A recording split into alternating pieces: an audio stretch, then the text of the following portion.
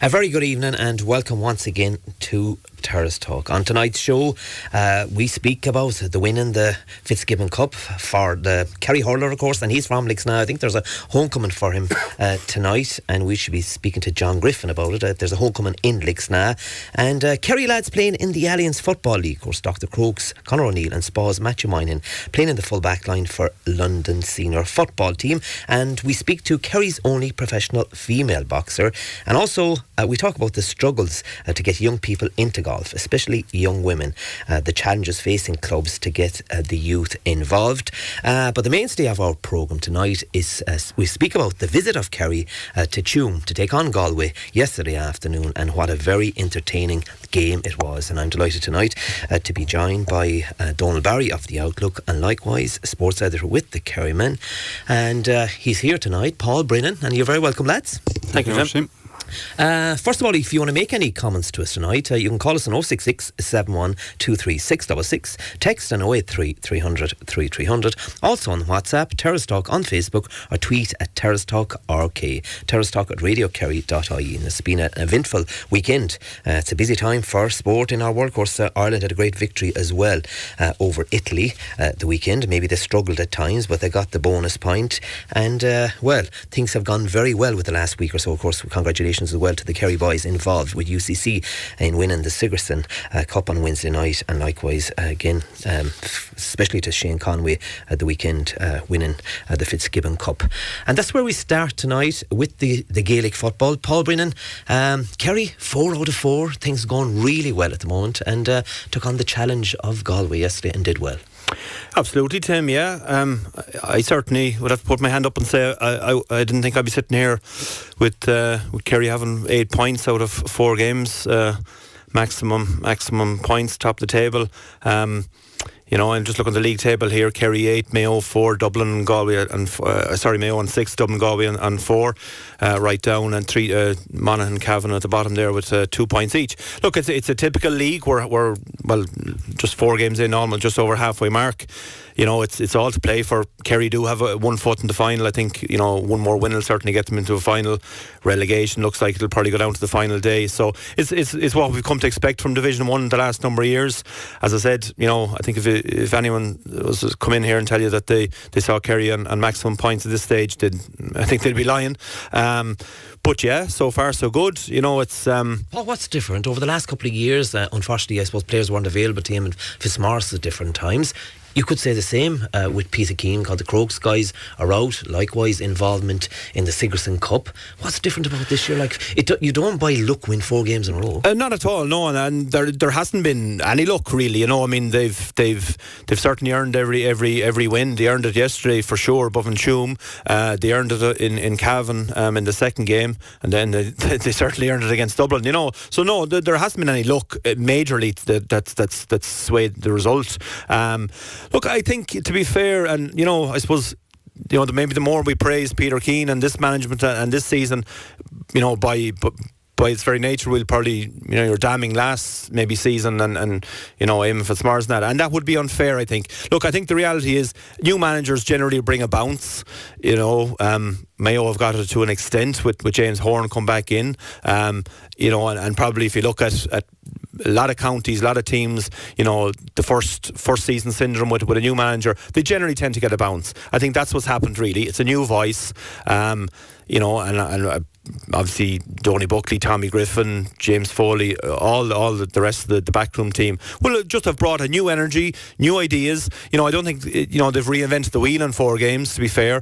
I think what we've seen is we've just seen a bit of freshness out of players, or established players. We've obviously seen new fellas come in like Darren Moynihan, Diarmuid O'Connor, Gavin O'Brien, these guys. So we've seen the enthusiasm of the youth and the young fellas. We've seen the older, more established fellas sort of re-energised, if you like, and so far so good. But as I headlined last week in the Kerryman, as they say around these parts, walk easy when the jug is full. Wouldn't just get carried away yet, but all good. Yeah, all good. Donal Barry, you've the connection. I see you travelling with guys from South Kerry even. You know what the special tonic is involved in Kerry football at the minute. Where's this all coming from? It would be totally unfair to give all the credit about Peter Keane and his management team. We have to look back at the last couple of years as well. Eamon did give guys their chance, and these guys as well are involved at the present panel. Yeah, absolutely. I suppose Peter would be the first fellow wouldn't want to claim all the credit himself anyway. I mean, he by nature, he'd probably deflected away from himself. I suppose what is different is that, like Paul said, you're kind of, by saying one is good, you're damning the other one, but you're not actually, in fairness. I suppose that Eamon was coming to the end of a 6-year term. This is kind of the honeymoon period. It's a honeymoon period with an awful lot of young players brought in who don't know how to lose, in a sense. Okay, a lot of these guys are 19, 20, they've come through the minor ranks, they've played in big games. Winning is a habit. And if you look at the age profile, yesterday's game, the age profile went up a bit because Tommy Walsh came back and Shane Enright and Mark Griffin went to midfield and the whole lot. But up to then, the age profile was kind of a nice, handy 23, 24-year-old age profile. And those boys don't have any baggage with them. And they're playing like players with no baggage. If you look at them in the first couple of games, they attacked with intensity, they made plenty of mistakes, they recovered, they didn't stand around looking for anything to happen. And they're playing like, and if you just look at one player in particular, I think that sums up this era in the last 4 games, is Darragh Moynihan. It's particular in the way he's just playing. I mean, yesterday he was putting Conor forward. I personally didn't think he settled that well inside there. Came out, got on ball, played ball around. And if anything, this Kerry team all of a sudden are playing with a bit more life, a bit more enthusiasm, and the supporters have bought in as well. Now, yesterday, 3 or 4 times, the chant Kerry came out. There must have been nearly 1,000 or 1,500 Kerry people there yesterday. You know, you could see them, you could notice them, they were in the crowd. You know, the 4th game in a February, that's 2 years ago, 3 years. It's massive, and it's momentum with the team. And do you know what it is? If Kerry go down the next day and lose a game, it's like money in the bank already. You know, people are going to say, they have their 4 games, they've played their bit of football, you know, they are going well. And I think that is what's different. I think there doesn't seem to be the same pressure on them. The supporters' pressure isn't down their backs. And you know what, all that is good. And obviously, look, you have 4 wins. Peter Kenn himself nearly wrote that he wouldn't win any game in the first 3 games. You know, when he gave his first press conference, we were lucky to be turning up. He didn't even know what team he had or had he got enough players. He obviously has plenty of players. He's played over 28 different players in 4 games. Plenty of lads are getting at things too. So basically, you know, there's a feel-good factor, and I think a feel-good factor helps the team along. And just on that point, like, you know, I was looking at the game yesterday in the first half, and I thought Galway were terrible. Now, they did, in fairness, come into their own a bit in the second half, and there was a win that was a factor, to be fair, as well. But Galway in the first half, like, the only way you could describe it is they were a team with the handbrake up and well up, you know what I mean, and the foot on the brake as well. And their first instinct when a player got the ball was to turn back. It was like watching rugby. Like, and back towards it was just every majority of the ball went back or sideways, and you know. And then you take someone near the end. Tomás O'Shea comes on, first time to wear a Kerry jersey. Now, to be fair, he obviously got instructed by the sideline to have a go. He got on a ball out in the halfway line. We might talk about the legality of it, whatever. But however, you know, but his instinct was to head down, shoulders back, and head for goal. And he did kick a great score at the end of it. You know, and that was the difference. And we, you know, we saw that against Dublin. The Dublin game, in fairness, both teams went at Kerry and Dublin here in Tralee, like. But that's what Kerry are at this year, you know, more so, I think. You know, they're just, you know, the young fellas are playing without inhibition, and they're being allowed, and I don't mean that they weren't allowed before that, but they have the confidence, and that and we just mentioned it there about Darragh Moynihan, that maybe he was tied up for a while in the corner, so he's got the freedom to come out the pitch. Absolutely. And, you know, we've seen Tom Sullivan, we saw it, you know, last year in the County Jam to a Dingle, like, you know, he's an attacking wing back, a classic attacking wing back, and can kick a score, you know, and he's doing that for Kerry now, and it's front foot football really by them, you know, and definitely so, and it's working. Both sides set up defensively, to be fair. Well, I suppose at the start of the game, in fairness to Galway, they didn't bring anything new to the party yesterday. They haven't tried, we'll say, in the last couple of years. The only thing that Kerry and Galway, I suppose, in an awful way, they were similar. The only difference was that when Kerry got the ball, they broke fairly lively with it, but they had plenty behind the ball. Galway, when they won the turnover, they were all day coming out. They're going over left, or coming back right, or all that. And the only thing that would encourage you, if you're a Galway supporter, is that they did have footballers, because they broke down the Kerry blanket defence very easily in the second half when they took on their shots. They scored some terrific points. They missed 3 or 4 just after the second half. Probably learned from what Kerry did. I know we'll talk about the second half in a while, but they probably learned in that second half what Kerry did, because we took a few long range points ourselves. They did, absolutely. But the one thing that Galway never had yesterday was any pace. They never really troubled Kerry in any situation. The goal they got wasn't even on target, or it wasn't even a shot, which was, we might talk about the goal and all that after on. But the one thing about Kerry was that when they defended well. When they broke well. And I think that is the difference this year. But Galway just didn't have that gear to break. They just didn't have that ball. They didn't even could find players that wanted to go on. And we don't know if they have it or not. They just look like a team, and we saw plenty last year by them, and I mean, they got to an Ireland semi-final, but, they just didn't have a go against Dublin. And you could say, fair enough, maybe they got there and they felt, well, look, this is as far as we're going this year, but so far this year, what have you seen? I watched a bit of the Moynihan game, and the first half was atrocious again. It's really inhibited football by them. That's what's happening. It's happening with a lot of team. Paul, to the selection, the Kerry first 15 itself. A lot of talk during the week and the build up to it. Sean Shea, because he'd been involved with the Sigerson Cup, he's been Kerry's most prominent player. He's probably one of the most complete footballers in the country at the minute. That maybe Peter would decide to rest him, but that wasn't the case. Well, it wasn't, and I suppose, I mean, you're surprised to see him play? Personally, I was, just for the fact that I suppose, as Donal said, with Money in the Bank, with 3 wins, there probably wasn't the pressure, really to go up there for the win. So I was a little surprised that I thought he might have maybe come on in the second half, or if he started, he would have gone off at half time or something like that. But look, the other side of it is Shawnee. What is he? He's 2021. He's a super athlete. He's fresh, and we were just talking off air there. He's probably not training a whole lot. He's playing these games. He's played 4 National League games now. He's played a Sigerson semi-final, final.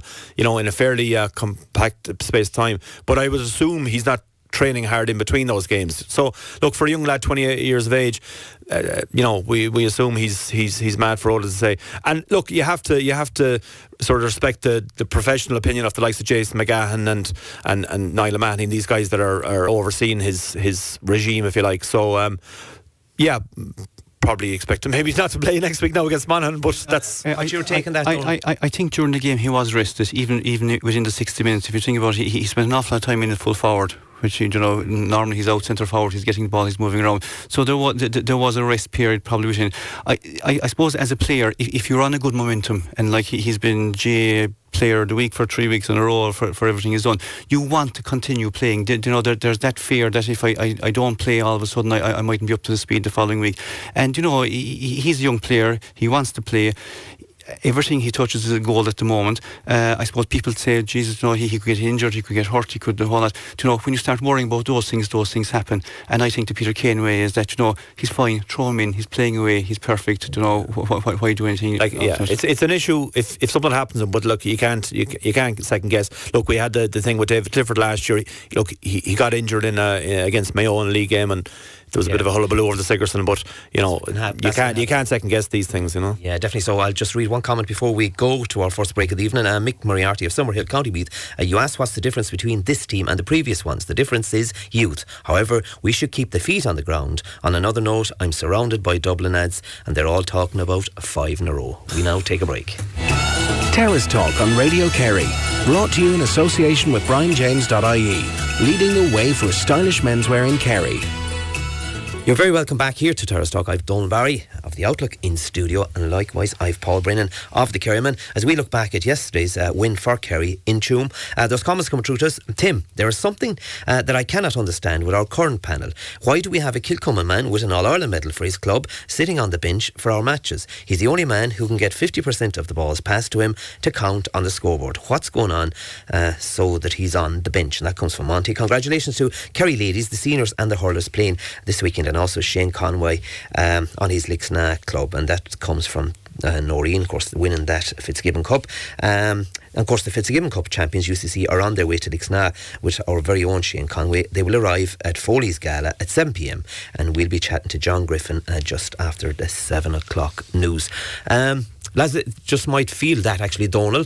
Kevin McCarthy, it was probably his only first game back, was it? Because he was involved with Kilcummin. Yeah, absolutely. He was. No, in fairness, he was named on the panel. He was number 20. He didn't come in, obviously. I suppose if you look at a lot of the players that were on the team that were named, he's trying to give maybe players a bit more time from the bit of time they had. Now Jason Foley also didn't get on the field, in fairness, and he's coming back from Killian's play, and Dennis Daly as well he brought in. I suppose, look, the one thing about it is that it's very early days yet to be deciding who's going to be on the team, the championship or not. You have to build your team. Kevin has played a rake of football towards in the last couple of weeks with Kilcoman, but he's come back from an injury as well. In fairness to the lad, he did score 3-7 in Croke Park. It was absolutely fantastic. Great day for the club. Kevin has a role to play for Kerry. There's absolutely no doubt about it.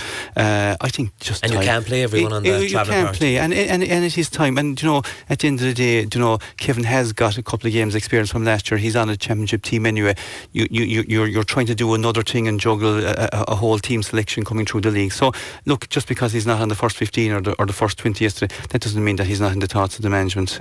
He come summertime, he'll certainly be in the mix. Definitely be involved. Paul, the first half you see Kerry, we said both sides defensive, but at times Kerry backs were, I suppose for want of a better word, pulled out the field because they retreated Galway. So guys like Jack Sherwood, even from the full back position, drove forward at times.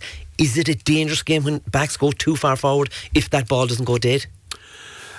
Well, it can be, obviously, yeah, Tim, but I suppose in that instance, you don't want 4 or 5 backs piling forward and nobody minded the house really, so it happened a couple of times yesterday. Well, it didn't happen with our goalkeeper Shane Ryan got caught out in that. Now, to be fair, when he did lose the ball out the field, I looked back and Peter Crowley ran back and basically played de facto goalkeeper until Shane got back in position. But no, look, I mentioned Tom Sullivan earlier there. I mean, he's a man, kick a point, no problem. Paul Murphy is that kind of a versatile, player that can change between, half forward, half back. Shane Enright came up and kicked a wonderful score as well, and Jack, has played anywhere from full back to wing forward with club and county. So, I just think the point is that if a player sees the opportunity, and it kind of goes back to what I was saying about the Kerry fellas sort of having that license to roam and license to to kind of, I suppose, think on their feet really, So I mean, I've no problem with a full back or even a goalkeeper going, and we see a lot of goalkeepers out the field, Niall Morgans and Bagans and these guys, so no issue there, but once everyone's on the same page in terms of someone covering in mind the back door, the most important thing. Now I should have Kevin O'Dwyer, of course, sports reporter with Galway Bay FM on the line. Good evening, Kevin. Good evening. How are you doing? Yeah, you're very welcome here to Terrace Talk. We're looking back at yesterday's visit of Kerry up to your own side of the country. What's the take in Galway this morning after the defeat to Kerry yesterday afternoon? Well, I'd say there was a bit of disappointment really from the point of view that Galway did manage to get back from a 5-point deficit at half-time and take a lead close to the finish, but relinquished it then poorly over the last 5 minutes plus additional time. And I'd say that at the end of the day, that the feeling in Galway was not so much that Kerry won the game, even though they deservedly did win the game, but as much as that Galway also lost the game. It was a game that they could have taken at least a draw out of, and perhaps a win. There was a number of chances that were spurned by Galway, particularly we say a goal chance in the first half, Sean Kelly getting inside the cover. And then in the second half, there was a number of shots that were taken that went off to the right or left of the post and were wide. So, having had those opportunities, Galway felt that they were, as equal to Kerry on the day. But unfortunately, from a Galway point of view, it didn't work out. Two factors facilitated the Kerry victory. I'd say the black card in the first half for the Galway player Barry McHugh certainly carry up the ante when Galway were down to 14 men, and Galway struggled to Kerry put over 5 points just before half time to 3 points each when that happened. And then near the end again, having scored the goal, the black card to the midfielder for Galway, Tom Flynn, also upset the balance. Of course, they had their purple patch as well, Kevin, between the 48th and the 65th minute. Galway outscored Kerry 1-5 to 2 points. They did indeed, and during that time, Barry McHugh in particular was on fire for them. He hit over 2 great points from play, but there wasn't enough from that. But really and truly, when you look at it from a Galway point of view, they'll be happy enough in this sense that it's well documented that there are, about 5 or 6 long-term injuries for Galway for key players. The Corofin lads are not available. Lads that have played a lot of Sigerson in recent times were, a bit leg weary. The likes of Peter Cook wasn't available now, for example.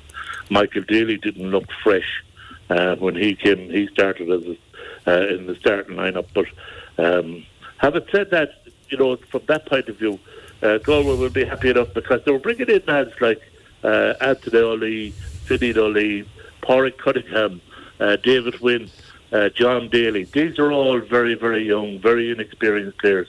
And we take, for example, Pádraig Cunningham, when he came on late in the game, he showed up very well. He won a free early on, and then subsequent to that, about 3 minutes later, he won a ball. It might have been a mark, but he continued to play on, nearly opened up the goal, and then put it over the bar from a tight angle with a couple of Kerry players around him. So he showed up well. So from that point of view, Anthony O'Leary early in the game, of course, won a free and also scored the first point for Galway. So a lot of positives to take out of that Galway performance. So from that point of view, yeah, from a Galway point of view, yeah. Kevin, I have to let you go. Thanks a million, and I'm sure, who knows, we might meet in the championship yet. It's going to be a long year, I think. Wouldn't it be great? Yeah, brilliant. Great tradition between Kerry and Galway. Of course, that's Kevin O'Dwyer, sports reporter with Galway Bay FM. Donal Barry, he said it there, that a lot of positives, but there's another side of it, just like Paul alluded to earlier. Galway went in with the handbrake up and that they went this defensive. And speaking to a lot of Galway supporters yesterday up there, they're not happy with the system that Galway are playing. Yeah, absolutely. But then again, and it's happening like over the last couple of seasons. We've seen it ourselves we've experienced it against Galway ourselves in the last couple of years. But you see, there's a perception out there that your style doesn't get you results, and the perception isn't right because Galway have won the last 3 Connacht championships. But yet there's a perception that Mayo are better than them, and Mayo are the next team they're going to win the All-Ireland. Mayo haven't won a Connacht championship in 3 years. And this is the style that Kevin Walsh has adopted. He hasn't changed from it. I mean, he made him more defensive. And I suppose... But will a style like that win a championship for you? Well, last year... It's probably get results in your own province. Last year was good enough for them to beat Kerry in Croke Park in a Super 8s game. If you think about it, Galway and championship form are that little bit further ahead of Kerry. We are playing with a nice style now at the moment when we're kind of reforming ourselves. But we're balancing it with a style with football though. But again, we're taking that Galway have a certain players. Like, do Galway have the players coming through like Kerry have for the last 5 years that can play a style of football? I mean, it's a results game. Kevin Walsh obviously has sat down with his selectors. He has looked at what he has. Kevin mentioned it there. They're playing without their Corofin players. I mean, which is a huge thing. They have 5 or 6 injuries. So he adopts a style that he feels is functional. Now, when they did take the blinkers off yesterday, they nearly beat Kerry. And the only turning point in the whole game. That's the point I'm trying to make, Donald. That are people too taken over by this tactical analysis of games, and they go on to the next game and they'll say we'll set up like this. The teams that win are the teams that play football. Not necessarily. No, the teams that play football should be the teams that win. But sometimes, it is the teams. But if you can mix it, well, if you can mix it, you can. But you can only mix it if you have the players to mix it. Kerry have the players to mix at the moment, and the one thing that Kerry has with their defence is it's negative. The very first game we were here, Tyrone was the worst football that was ever played. Kerry couldn't play football, but the one thing we had was pace, and it was the pace that helped us win these games. Galway don't seem to have the pace, don't even have the pace of thought actually, because even when they turned over the ball yesterday, they didn't want to go forward. Can I speak about one little incident in that first half? It was more than a little incident. The black card to Stephen O'Brien. Yeah, absolutely. Tim, I'm just going to correct the record there now. Donal said Galway won the last 3 Connacht titles. Roscommon won one of those. Yeah, right. Just no, come on, no. Fairness, Donal, fairness now. We forgot the Roscommon. The Stephen O'Brien incident, was it down to he was being pulled and dragged? And I take it Kerry won a 45 at that stage, and he just wanted to get the ball back. And the man kept holding the ball and pulling Stephen as well. Look, I don't think Stephen. It was a black card. He shouldn't have done what he did. be it, the ball broke off, it was going for 45. I think the Galway defender, I think it was David Wynne, or Owen Kieran, one of them, he sort of just stood in front of him and then they got tangled up. But look, at the end of the day, Stephen kind of clotheslined him and he hauled him down. And Kerry set up well though, even when Stephen was gone to well, this is the thing, and Kevin mentioned there, and I suppose we asked, Peter Keane afterwards, sort of, was there a specific plan in the event, with the sin bin now, the black card as it was different because you replaced the man, so you didn't go down in numbers. I like the sin bin personally, but it again forces players and management think on the feet to adapt for that 10-minute period. And what did Peter say? Well, he said they didn't really kind of sort of have a particular plan. I think he mentioned the word chaos or something and that, but maybe just players take it on themselves and up their game a little bit, and you often see the 14 men kind of get a little bit more of themselves. But it was a critical period. I mean, Galway got I think they got a point when Stephen was off for 10 minutes. They had one flash at a goal, all right, which would have been fairly crucial. And literally as Stephen came on, Galway's man got black carded, so they literally met each other on the line going out. Barry McHugh, so and Kerry scored 5 points, and that's the difference, and that's what teams have to do. You have to punish that sin bin period. And before we go to break, Paul, that's probably a lot of people are happy enough with this rule that teams can take advantage, no different in the game of rugby. Whilst the man is off, you have to prepare to be without him, but also you can really put a team to the sword. You do, absolutely, and I mean, we will see it where team will have 2 men in the sin bin and might only be for a 2 or 3 minute period, but if you 15 against 13 for be it 2 minutes, you have to do something in that time to take advantage of it. Take advantage, absolutely. Yeah, great stuff. Donal Barry and Paul Brennan, you're going to stay with us as we now take a break. Terrace Talk on Radio Kerry, brought to you in association with BrianJames.ie, leading the way for stylish menswear in Kerry. You're very welcome back here to Terrace Talk. I have 2 journalists in the studio tonight. I'm delighted to have Donal Barry and likewise Paul Brennan as we look back at yesterday's game in Tuam. Those comments come through to us. What's the story with Shane Ryan? Is he going to play outfield the way he's attacking up the field? Also, do the Kerry team have a goalkeeping coach? And that comes from a Spole caller, and it's for you, Donal. They do. They have a goalkeeping coach, actually an all-star goalkeeping coach in Kilcoman, Brendan Keeley. They have 3 goalkeepers as well inside there as well. So, I mean, obviously he's coaching them. I suppose, look, goalkeeping is a difficult position to be in because, I mean, every player yesterday made a handful of mistakes. Some players made 7 or 8 mistakes, but a goalkeeper can't make a mistake. And I suppose he came under scrutiny for 2 things individually. I suppose one was the goal, and secondly was the jaunt out the field. We'll start maybe with the jaunt out the field because he said, what's the story? Is he playing attacking football the whole lot? Shane took the ball out. It was over to stand side. The players were far away from him as well. Yes, and he got committed. He got past his first person. He got committed to it, in fairness to him. And you can be drawn into that. Took one look up. There was nobody inside the full forward line. Next thing he stopped. Next thing he lost momentum. He lost the ball. The ball went back. Peter Crowley obviously spotted it, went back in. They did score from it. And again, of course, in a very tight game, that's a point that's held out. And then secondly, obviously the goal. I mean, the goal kind of came from nothing. Shane, goalkeepers have to arrive on time. They have to either clear everybody out or clear the ball out, things out. Didn't get there on time. He came a long way out. Again, maybe the senior players are protecting him in a sense as well because Paul Murphy stood back in the line straight away. So on both instances, it wasn't as if the house. Shane Ryan is the only man doing it. We see a number of keepers into county keepers. Yeah, absolutely they do. It tends to be a style of football now. Before they used to go out and field it and a whole lot. Now it is maybe a kind of a premiership style in a sense, and maybe that's the new coaching way. Maybe that's the way people are coached into goalkeeping and fly keeper, move it on, move it away. And again, a lot of the keepers are used for restarting the game. You see they come out, they look for the pass off the cornerback and they change the direction of it. But look, in the whole course of a year, no player is not going to make a mistake. Obviously, this is the most highlighted thing at the moment. It would have been obviously highlighted 110 times worse had Kerry lost. But, again, you have to admire Kerry. They went down a point. They had 5 minutes left. They responded positively. That was the game that we would have lost a couple of years ago. Paul, can we talk about the goal that Kerry conceded? High ball into the edge of the square. We have noticed and it's been sent in here on text messages over the past couple of weeks, that when the ball is dropped in on top of Shane, because he's a big man, he tends to punch it away.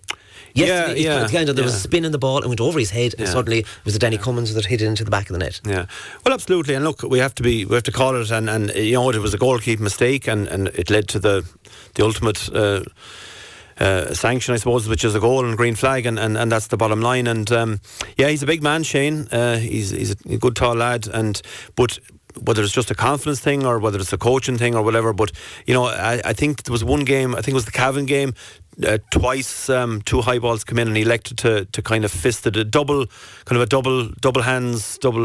fist, but the hand together, and kind of punched them, and they weren't very good clearances. That's just the long and the short of it.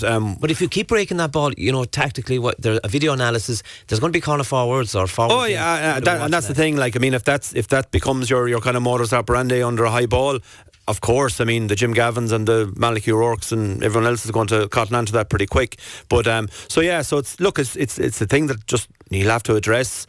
You know, either going to have to come strong to punch it or go for a clean catch or whatever. But look, it's just a little thing that's has been noticeable now in a few games, and.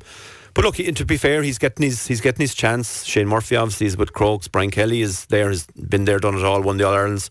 So we know what he can bring to it. So I'm sure that'll be corrected. Absolutely, yeah. The match programme cost €5 and some Galway players and subs were mentioned in it. The numbers were different. Goalies should stay in goal. It's not the Aussie game. Actually, I'll stay with you, Paul, for this one. Is Tuam Stadium the worst ever? The roof has more holes than a strainer. I wonder, is there a health and safety check done lately? Well done to all the players and mentors. You were there in a working capacity yesterday. What did you think of the media yesterday? Well, languages were lovely. I didn't have any, Tim. No. I'm there to work, no, not Tim, not tease. Okay. Look, to be fair, it's an old ground. It was the jewel in the Galway crown 50 odd years ago when it was Stockwell and Purcell were running amok as the terrible twins in that. It was like revisiting 1970. Look, it is. It's fairly ramshackle, but actually, you know, Jim Kearney, people probably know Jim from his time with RTE, and he was sports editor at the Tuam Herald. Jim was on to me last week, and you mentioned the programme there. Within the programme, they did a kind of an extra souvenir programme of Tuam Stadium and the Kerry-Galway rivalry and all that, and lovely little memento to have from the game yesterday. But Jim said, look, there's no doubt the stadium has gone into a bit of disrepair and that, but the local people in Tuam, the business people, the GA folk up there, they've basically fundraised themselves. You know, we saw yesterday that there is a bit of new work done on the terrace there and that. Look, I think it's important, you know, to try and get these league games around the venues in a county. If you have another ground, you know, like personally, Salt Hill is an awful place to get to, you know, and Pearse Stadium in Salt Hill, it's just a bad place to get in and out of for a match day.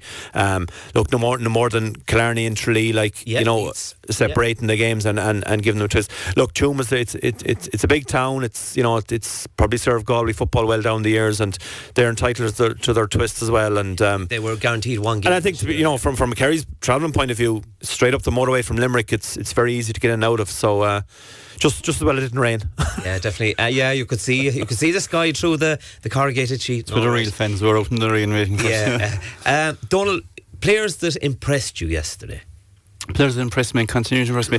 I suppose yesterday there were probably a difficult questions asked of players at different stages. Players that impressed me, players that stood out first of all, impressed me afterwards. Tommy Walsh. I mean, you have to talk about Tommy Walsh.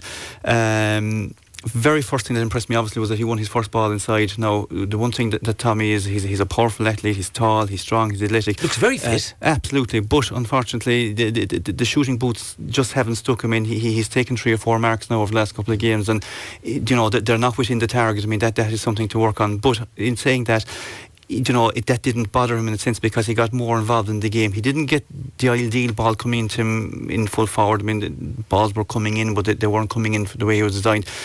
He went out, he got on ball, he threw ball around. I mean, in all fairness, he done very well at 11 while he was inside there, while Sean O'Shea was probably inside in the full forward line for a while. And then he had these 2 massive catches in the second half, eye-catching. Were very important as well at the time. Because we were under pressure at the time, and we needed possession. Yeah. And they got possession. So obviously he impressed me.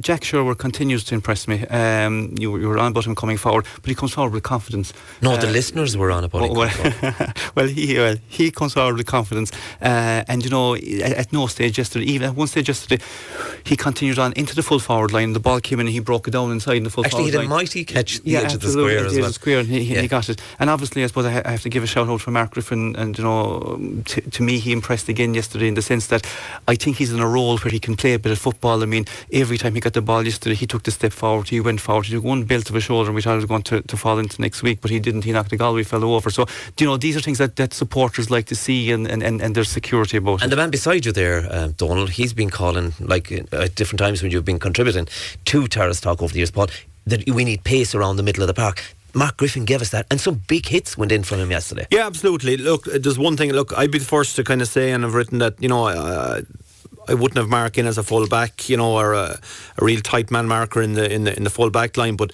there's no doubt there's loads of football in the guy, and he's a guy that just wants to get on the ball, go forward with it. Huge pace and that, and I thought he did well. I thought. To be fair, Jack Barry. Yeah, I thought the two of them. I didn't think either of them really dominated the game, but it wasn't that kind of a game. It's because the way Galway kind of played lateral, and there wasn't a whole lot to be won kind of in the air out there. But certainly, Mark gives a great bit of kind of momentum and that in the middle of the park. And I just thought behind them, the half back line, I thought Paul Murphy was immense as well. Just he's a reading of the game, the way he just the ball I think he's one of the best players to just anticipate. It's a bit like Seamus Moynihan. Yeah, absolutely. Yeah. Like he just anticipates that. He just kind of gets there. He's great little bit of acceleration. He just materialises in the right place, the right time, and an awful lot of time. Quietly about his work, Peter Crowley. Absolutely, yeah.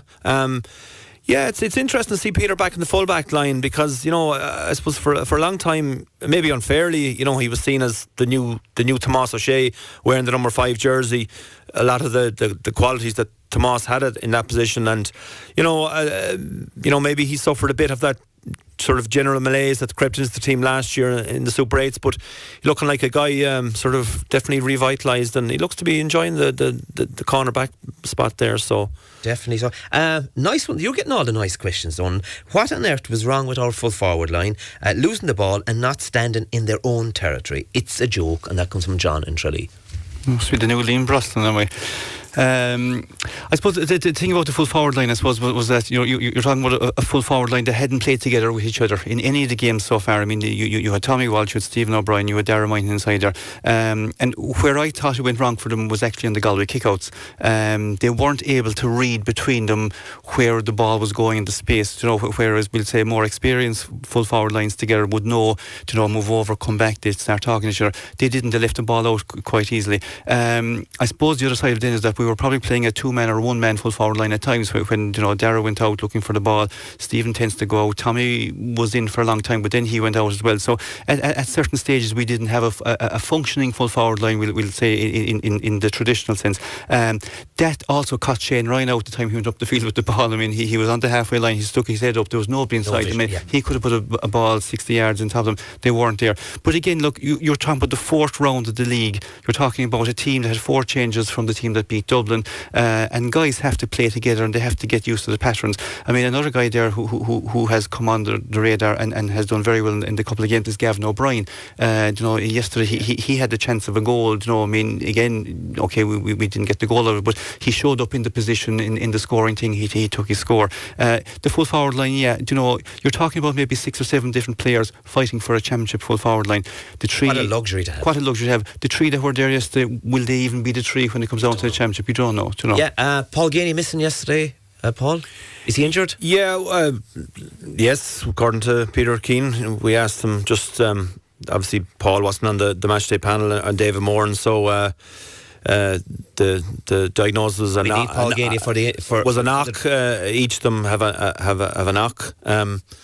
So David, he said probably not back next week. Paul Ganey possibly back next week. So James O'Donoghue, I think, possibly back next week, and David Clifford not yet. So, you have a talented forward line. Absolutely. Can we speak about the inspired substitutions, as we say? A forward coming on for a back, and the forward wins the game for us. Tomás O'Shea. He had the point and the assist. Yeah, well, look, again, I suppose it's the old 6 inches between, the clap in the back, etc. there's days these things work, or they work out and they look like inspired moves, and there's days when they don't, and nobody really passed any heed. Look, yesterday was a dream debut for Tomás O'Shea. We've seen plenty of them with on Gaeltacht and the Kerry Juniors and in different incarnations down the years. Small in stature, but great energy. A huge heart in that. And look, he came in. He sees his chance. To be fair, if you look back at that score, the point he got, again, it came from a Stephen O'Brien kind of turnover on the Galway player. Galway were facing down the field and in possession, and Stephen O'Brien put in a really good tackle and a turnover. And as much as the point was important and brilliant and fair play to Tomás O'Shea, it's those other little things that that's the unseen work and that's again going back to what we started the night on about. That they're the differences, I think. Or certainly we're seeing those things. Paul, what's going to be the headlines in the Kerryman? Or you'll probably tell me go and buy the Kerryman this week.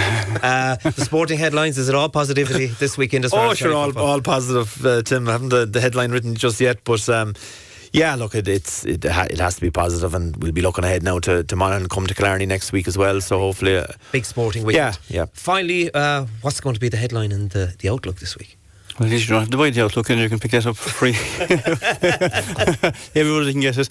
The headline is positivity, obviously, to be honest with you.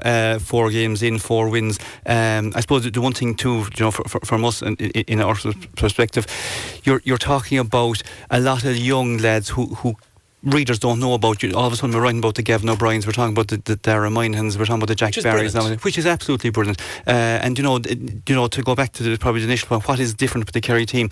You have new names. There's a new life about them. And just one thing before we go, what I thought was wonderful yesterday about the Kerry team was when the game was over, the fact that supporters could come out, meet the team, take photographs. Shawnee Shea, all these games he played, he stayed on the field for half an hour, took photographs with every child. That in itself is money in the bank for Kerry, and that's the positivity that will go forward. Probably not enough to win games eventually, but you know what? It does help. It does massively help, yeah. Great stuff. Paul Brennan of the Kerryman, of course, and likewise Donal Barry of the Outlook. Thanks for coming in and joining us this evening. We now take a break. Terrace Talk on Radio Kerry, brought to you in association with BrianJames.ie, leading the way for stylish menswear in Kerry. You're very welcome back here to Terrace Talk. Another comment into us on the 64th minute mark. Galway got a goal. One of their players hand passed the ball into the net. The ref was on the 20-metre line. Is that an illegal goal? And that comes from John Burns. Now we turn our attention to the convention topics over the weekend, and I'm delighted to have the chairperson of the Valentia Young Islanders on the line, and that is Deirdre Lyne. Good evening, Deirdre. Good evening, Tim. How are you? You're welcome once again to Terrace Talk. Thanks for having me. Of course, Valentia had a motion wanting to allow 16-year-olds play with their senior team. And could you explain that to me, please, Deirdre? I will, Tim. I don't know, it's the way the GA words motions, but you're 16 prior to January 1st of the playing year, so in other words, really, it's the 17-year-olds, so it would be reverting back to the original playing rules of the GA there about 3 years ago. With the county board and Peter Twiss and his officers, we tailor-made the motion in a hope that it would be something that would get over the line. So it wasn't exactly straightforward. The 17-year-olds would play non-championship football, so that would be league football, for a club that was of junior status that could only field one senior team. So, that's talking about smaller clubs that wouldn't have B teams. They'd be of junior status, not your intermediate or senior clubs, and it would be non-championship games. So that would be the county league in essence. So we spoke about this before, Deirdre, when you were on Terrace Talk. The biggest problem, no different, a lot of rural clubs are struggling and they need their younger players. That's basically what it is. Well, there's two sides of it. They need their younger players, but to field their senior teams. But there's a severe drop-off at the age of 17. The 18-year-olds are eligible to play senior football. The 16-year-olds are playing under 16. But the 17, it's a very small window. Those 17-year-olds, they see county league with their minor team, which may be 3-4 games at the start of the year. That's February, March. We're in the middle of the county league campaign at the moment. And they'll play their district championship maybe come October, November. So in essence, they could be playing five games in the whole calendar year. So and keeping their attention span and developing them as players, that's not a lot of football for any club player. Yeah, exactly. You need the football as well to develop the players. The struggle for Valentia themselves, how can you cope with the lack of numbers at the minute? Oh, I don't have an answer for you, Tim. We're still up in the air. We don't know where our season lies at the moment, if we'll be fulfilling fixtures in the County League or in the Club Championship in the next month. We've had, due to retirements, and they weren't early retirements. I'm talking about players in their late 40s that have retired. They've their service done. We've a few fellas gone travelling, and we've some long-term injuries. We've had one or two players coming back, but from a panel of about 21 last November, in the space of 8 weeks, we lost 10 players due to travel, injury and retirements. At the moment, we're at about 12 or 13 players for the County League. And you're going to say, you can really, and I know working with different clubs, that if you have 16, 17 players, it's a very difficult task. Is it a case of an emergency meeting coming up that you won't be able to fulfil your fixtures, and would there be a chance still of amalgamating, or is that too late in the season? Well, we've had our emergency meeting, and we brought it to the attention of the rest of the club. There's an awful responsibility lying on myself and the executive and the senior players that are available to us. There's an awful lot of responsibility to keep this club on the road, for those 17-year-olds that are coming through, So we've had our emergency meeting. We one or two players back. One of our players that is included in that 12-13 is willing to travel from London to Valentia, which isn't, viable for the entire year. Things aren't looking too bad for us in regards to the latter half of the year. Those injuries will be back. We're in Division 4 of the County League. You couldn't have written away for the fixtures. I think we only have to travel to Tarbert and Castle Gregory. All the rest of our games are either at home or in South Kerry. You know that from Division 4, that there's a lot of South Kerry teams there. Is it a case of you're monitoring it on a daily basis to see what you have? Because it's fast approaching the County League, the first round. It's fast approaching. I think we're 2 weeks out from it now at this stage. If I'm to make any decision, it'll be before next Monday. We're taking it week by week. We're taking it fixture by fixture, really, is what we're doing. We're not going to mess any club around and leave them go till the final hour, that whether we're fielding or not. That's not something that we will want to do for any of the rest of the clubs in Division 4. We're hoping we've one or two players interested in joining our club that are looking to move to Valentia and things like that. So we're working at that. If there's anybody out there in the county that might have retired from their own club or not playing club football at the moment, our gates are open, very much so, with open arms. They'd be welcome down to Valentia. We're working with the county board as well, within the rules. That's what I was just going to ask you, Deirdre. Obviously, you'll have to, with Tim Murphy and the committees involved, you'll have to speak to them, because they obviously want Valentia to be playing football. It's in their best interest. And it must be a really frustrating time both for management of the team and the administration side, and likewise you as being chairperson. It's frustrating. Do you know who it's frustrating for, really? My heart goes out to them. It's the lads that are there. We're in a very good position in regards. We might only have 12 or 13 players, but we've sent them a training any night we've had training so far, So our numbers are good in that regard. It's frustrating. We have a fella coming there from Limerick, comes down on Friday night. He hasn't had his dinner yet. He gets out of the car, it's pouring rain, and he goes into the football field training, and he's coming out a bit disheartened, going, do I have a team? Are we playing football this year? What's happening? So it's very disheartening for those players in question, Valentia, and this is going down through the years. So we may lack in numbers. We certainly make up for in quality players. We're a big contributor to the South Kerry team. We've always been contributing to the county team, whether it's at junior or senior level. So we do have quality players, and those players deserve a club that is putting out a senior team. They deserve to be playing football, training. They're not there for the fun of it. They actually enjoy training. And it's very disheartening for them, and my heart does really go out for them in that regard. Yeah, but you talk about the 50s and 60s, the struggle with number of people had to immigrate, but Valentia, like you say, have produced many great players for the Kerry setup, and likewise South Kerry and have you. There's too much history in this club to let it dwindle. There's an awful lot of history in the club, but there's a great future in the club. Our glass isn't half empty, it's actually half full, believe it or not. For the first time in approximately 10 years, Skellig Rangers and Valentia will break their amalgamation at under 14 level. Both clubs are in a position to field a 13-a-side under 14 team this year in the County League. So, the future is there. We're reminding them. Our senior players are coaching them at the moment in strength and conditioning, these particular group of players, 13 to 16-year-olds. So our future is bright.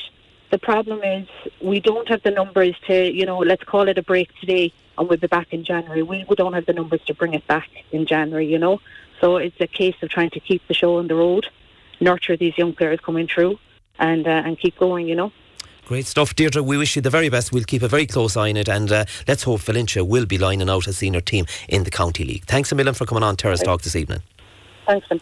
It's great to be speaking there, of course, to Deirdre Lyne. It just tells you the struggles, and if there's any club out there that want to hear those views tonight, and I'm sure there's many more struggling to make numbers, well, please contact us. And of course, a couple of more topics for discussion at the convention. The GA County grounds can now host games other than hurling and football. Of course, Congress has strongly backed a motion to lift the ban on county grounds being used for non-GA games. 91% of the delegates have voted to give Central Council the power to decide on applications on a case-by-case basis, and a motion which will see the Camogie Association and Ladies Football be represented on the GA Central Council was also carried. And Dublin will continue, people not happy with this, to play 2 of their games in the Super 8s in Croke Park, and a Donegal motion proposing the Dubs to be restricted to just 1 of 3 matches at the venue, heavily defeated at Congress over the weekend. Well, keep those comments coming through to us, and if, like I say, if you were any of those sporting events over the weekend, please contact us. I'm sure there'll be more texts and emails about Kerry's performance yesterday. We've plenty more after this break. Terrace Talk on Radio Kerry with Tim Moynihan. Mondays from 6 to 8 p.m. You're very well come back to our second hour of Terrace Talk, and those comments coming through to us. Alice in Valentia wants to say well done to the Kerry lads yesterday. Hi Tim, Kerry are playing some good football, showing great character and finishing games strongly. Good to see Shane in right back and playing well. And that comes from Charles. The problem with the black card is that refs still don't know how to implement the rules. One ref could give a yellow, but another could give a black. And that comes from James. Where's Paul Ganey gone? Kilflynn caller, I think we've heard earlier from Paul Brennan. When he asked Peter yesterday, he said he was injured, so hopefully he'll be back in the next week or two. Brian wants to ask the panel if they know what Kerry voted in the Donegal motion regarding Dublin playing home games in Croke Park, and why does Shane Ryan punch and go with the fists up to hit the ball instead of holding it, and that's the second time the ball went back over his head. Now, well, it's been a great week as far as Kerry hurling is concerned, a weekend even, because Lixnaman, Shane Conway, won a Fitzgibbon Cup, and he's one of the most prominent players we've seen over the season with UCC, and I'm delighted now to have one of his club mates on the line, and that's John Griffin. Good evening, John. Hi Tim, how are you? You're very welcome once again to Terrace Talk. John, I know we can't speak to Shane this evening because he's on his way down. I take it the cup will be with him. There's the homecoming in Lixna, and they're very busy at the minute. But can you tell me about, from a very young age, tell me about Shane Conway, because we talk about, we're not saying it's going to be the poor relation in Kerry, but Kerry hurling is doing brilliantly at the moment. But this is the icing on the cake to have such a brilliant player that could probably play, John, with many other counties. Yeah, I suppose I said last week, credit where credit is due, and I suppose not just because he's my club mate, but I've often said maybe the last couple of years that Shane would look comfortable in any county in terms of his just in terms of his ability and in terms of his attitude. He's just an exceptional hurler, an exceptional talent, and he's got a great temperament as well, and got a great attitude. So Shane would stand out in any county, and I think anyone from any club or any hurling person in Kerry, and maybe outside of Kerry, that have seen him the last few weeks in the Fitzgibbon, and anyone seen him with Lixna the last couple of years, or with the Kerry seniors, he's just an exceptional talent, and I think the future is very, very bright for him. Yeah. When did you notice this talent? I take it you were training well before Shane Conway, which is probably his brother Mike. Yeah, it is probably from a very young age. I'm sure he showed it. Yeah, there's probably people that could maybe speak about Shane more than me. When I think he was lucky enough growing up, he grew up with came up with a very, very good bunch. There was John Buckley, Lee Mullins, and that gang, they won a failure together in Lixna. Down through the years, haven't won too many failures, but I can't remember now, it would be 6-7 years ago at this stage, when their dad Johnny was training them. They won a failure below in Ballyduff, and you knew then how good he was going to be, but he's just developed the last 3 years, and I think his brother Michael before him was a super player as well, one of the best hurlers ever to come out of Lixna. Look, if you know the Conways, hurling is a way of life for them. It's what you do. If you spend, there's someone, I suppose they're all getting a little bit older now, but when they were young, summers were spent out in the backyard, pucking the ball off the wall or playing games of hurling. It's a way of life for them. It's what they do, and they live and breathe the club in Lixna. And Shane and Michael before him, they were always going to be good in terms of the practice, and they just never leave the field, and that's it. But from a young age, he won I think he won a primary school skills competition, and going through Causeway School, going through secondary school in Causeway, and even the last 2 years, he just really, really developed. But like Lixna won a few minor championships there, maybe 3 or 4 years ago, and like I remember one year there in particular, Shane just stood out, and he's just really developed. And I think the last couple of years, particularly going to UCC, that'll only help his development as well also. So like he's just been on an upward curve the last few years, but you could see from an early age he was going to be an exceptional hurler. And John, the one thing he has, and we look at it all, I suppose Cork hurlers are a proud tradition and have a whole his first touch, and that's very important, that wrist action by him, and he's the same quality as a Kilkenny player or a Cork player or many other great Kerry players that came before him. Yeah, I suppose it's his first touch in terms of, he got a point from play the last season, like it was sent in on top of him in the full back, and he won in the air and turned him and put it over the bar. I think the thing with Shane, sometimes you can throw the ball in anywhere to him, and whether on the ground or in the air, he's very, very strong. He's just, he looks kind of light, but he's deceivingly tough, and just got an ability, no matter what way the ball is coming, he's able to deal with it, and that's just from practice and putting it in the training field, and just never leaving the hurley out of his hand. And it's just his ability to get away from his opponent or his marker. I always say his first couple of steps, he's very, very quick, and he's able to get away from. He's deceivingly fast as well. He's able to get away from the opponent. And it's not a great player. He thinks ahead as well. He thinks ahead. He knows what he's doing before he gets it. He's got a great head, and people would often watch, and I've often seen him and often said compliments to him in one way, like even watching him with UCC the last few weeks. There's times when he could have kind of went for his own score, but he's popped it off to a teammate, or he's created space for others, and he's just got a great head, and he's as I say, he's a team player as well also. He'll take his own score if he needs to, but he's an ability to bring others into the play, and I suppose I could kind of give him compliments all night, but he's just a very, very good player with a very, very good head and a very, very good attitude. And again, I've always said about him as well, if you watch him, that if he loses a ball, he's very quick to track back and to try and dispossess, and just a good attitude. Yeah, a great attitude. Of course, it's a great night for Lixna and a great time for Lixna and a great time for Kerry.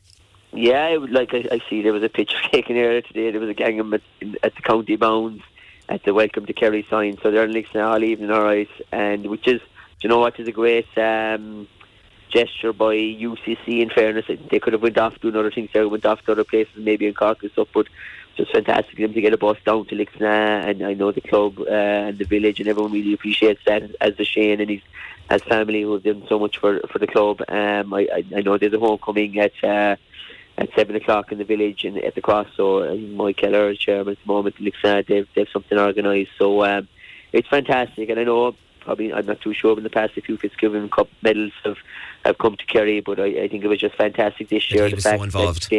He was so involved and so prominent, and whatever about Saturday, I even watching the semi-final when they were struggling at times, he got a couple of great scores, and it just goes to show as well. I was up there on Saturday, and people don't realise how popular he is within the squad and amongst the management. Joe Cunningham, who's manager, who played for Goals for Cork, is very, very, very popular with Jar, and they can't speak highly enough from up there, but that Shane, that's what he kind of brings to the training field, and if you watch him sometimes he kind of plays with a smile in his face, and he's great to watch. Yeah, great to watch. John, thanks a million for coming on, and wish a great night to be had, I think, in Lixna, and I'm sure that over the next couple of days we'll be speaking to Shane ourselves. Thanks a million for coming on. You'll probably get hold of him eventually. All right, we definitely will. Thanks a million, John. Yeah, thanks that's very much. Former Kerry senior hurler and clubmate of Shane Conway. What a brilliant week, and I'm sure that the crowds will be up at the county championship and at games he's playing, because he's a serious player. After the break, we'll be speaking to two Kerry men playing National Football League with London.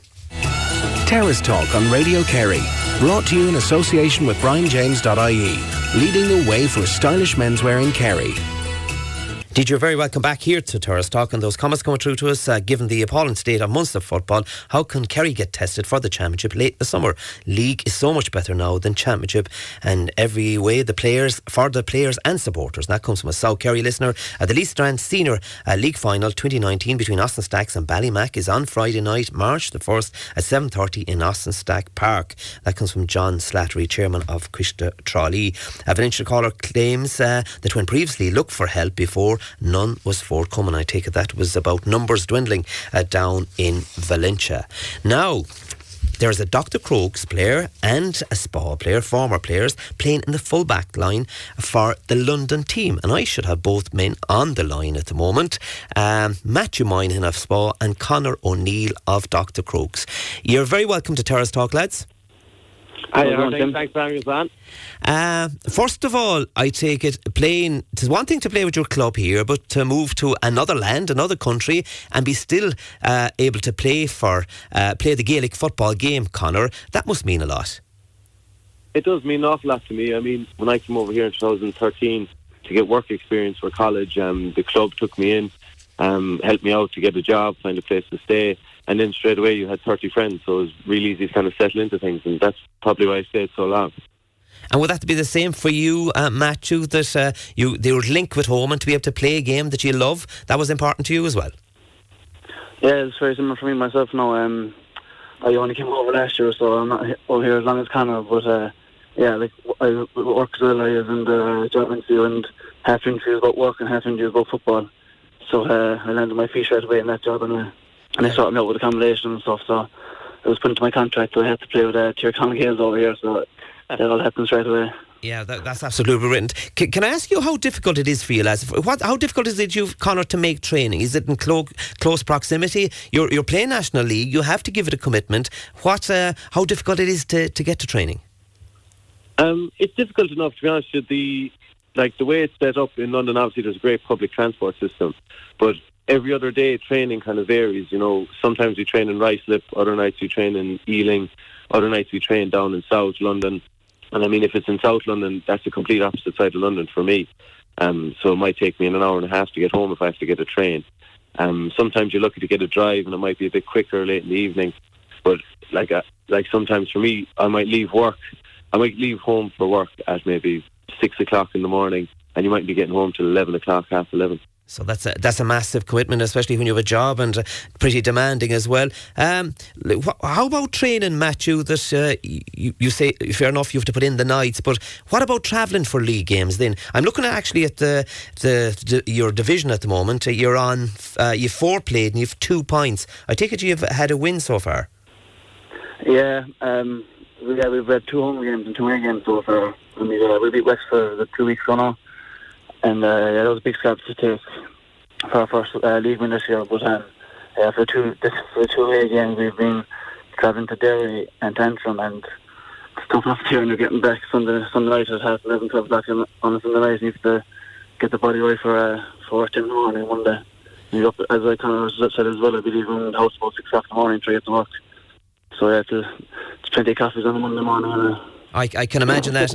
Conor, of course, but when you were here, I suppose 4 years ago, you were involved with Dr. Crokes. Yeah, I was 4 years ago. I was involved in Dr. Crokes. I suppose it was more around 5 years ago. 2013 was my first season over here in London. Or sorry, not 2013, 2014 I think it was. Sorry, but when I was with Crokes, obviously it's such a hard team to make. I was more on the outskirts of the team. I was probably a sub.